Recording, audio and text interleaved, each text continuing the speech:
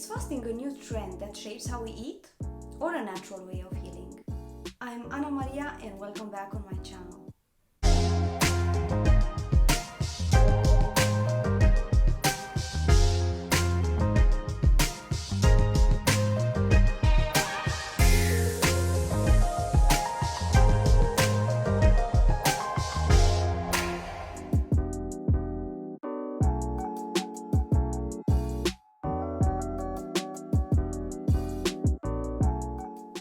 Hey guys, I want to start off by thanking you for subscribing and for following me on Facebook and Instagram. I have noticed some new subscribers lately and I want to say you're most welcome on my channel. I hope you enjoy my videos. Having said that, let's get started. Did you know that our bodies start to repair cells when they do not break down the food we eat? Some researchers believe that we can go for months without food. The body can heal from almost anything if you fast long enough. Let's find out what is happening in our bodies when we fast. Fasting may look like an extreme practice, but in the past, our ancestors did not have constant access to the food. We invented breakfast, lunch, and dinner anyway. The body has three fuels: glucose, proteins, and lipids. The essential fuel is glucose, which the body absolutely needs in order to function. After 1 day of fasting, the glucose supply is completely used up. Then the organism quickly adapts by making glucoses from proteins, and also lipids will create a substitute for glucose. Basically, when we deprive our bodies of food, we switch over from burning glucose as the primary source of fuel to burning fat in a process called ketosis. I believe fasting is nature's way of allowing the organism to cleanse and heal. We just need to get out of the way so our bodies can heal. Now that we know what is happening in our bodies, let's discover how to fast safely. I have learned it is more important when you eat rather than what you eat. You will be amazed to discover that changing your schedule is easier than changing your diet. Also, you do not need as many calories as you think you need to thrive. Most of the times, we ingest more food than our bodies can use at one time.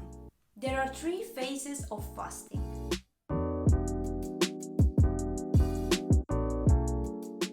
The first phase is 16 hours fasting window, followed by 8 hours eating window.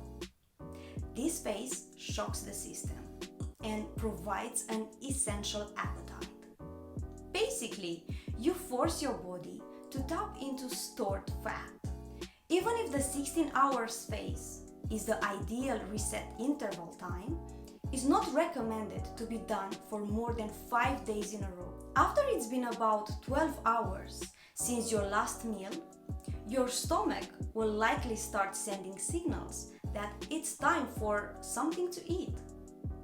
Second phase is 14 hours of fasting, followed by 10 hours of refuel. When I say 10 hours window of refuel, doesn't mean you have to eat continuously for 10 hours. You are pushing back your first meal of the day in order to reset your metabolism and to restore your body to a healthy weight. Third phase is 12 hours of fasting and 12 hours of refuel.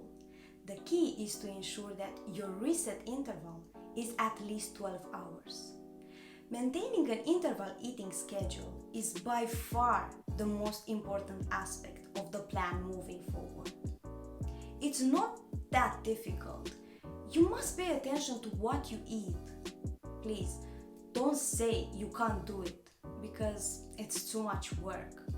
You do not find motivation, you build motivation. You have to give your metabolism a reset period. You create this reset when you become an interval eater and learn to take a break from eating. By doing that, you make your body work its fuel. By the way, drinking water is absolutely allowed and encouraged during your fasting window. Let's move on to the benefits you get by giving a break from food to your body. Intentionally not eating for either certain periods of the day or certain days of the week, you have benefits like fast and safe weight loss by reprogramming your cells to go after stored fat for fuel, fights off inflammation, especially the type that is linked to autoimmune conditions, triggers the production of growth hormone, which is an anti-aging one, lowers insulin and normalizes blood sugar through the use of meal timing and selective food choices, improves mental clarity by freeing up resources that were previously devoted to digestion the majority of the time, lowers heart disease and type 2 diabetes risk factors. No matter what your starting point, the most important movement goal you should have for yourself is to just start doing more of it. It doesn't cost you much money to be healthy. What costs you money is when you become unhealthy and you have to come back to health. The last point about fasting I want to tackle in this video is refeeding after your fasting window. Refeeding can be one of the dangerous parts of fasting. Fasting is very powerful, and this can work for you or against you, depending on how you use it or misuse it. When the time comes for you to eat your first meal of the day, don't just go straight for the gorge.